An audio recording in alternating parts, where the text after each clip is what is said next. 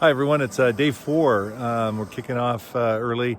The guys are already here. I'm actually going to spend some time organizing all of these steel pieces because they're out of order and they come bundled as a mixed bunch, and so you have to kind of break them apart and see what actually is in that pile. So I'll be doing that today, and the guys will hopefully be assembling the rafters.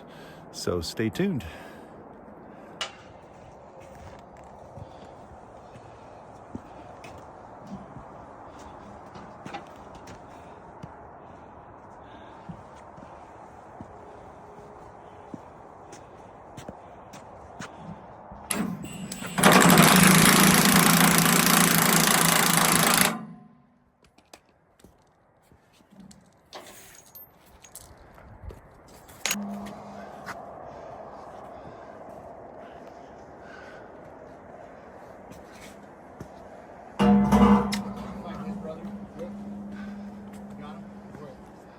Hi everyone, so day 4 is done. The team was able to bolt up all of the rafters, and essentially those rafters, it takes 4 of the column pieces bolted up together with brackets.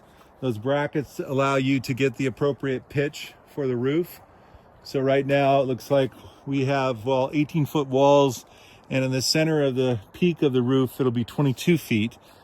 And then it looks like Brandon came back and was able to do some of the coping that's required for the braces. So those are basically got cut out on each side. And now that's done. So we should be able to start getting the rafters up. Those rafters must weigh a ton. The columns weigh a ton by themselves. So if you figure each column has 2 and each rafter has 4 of those column pieces plus the brackets, that is definitely something that a lift, you're going to need a lift to be able to do.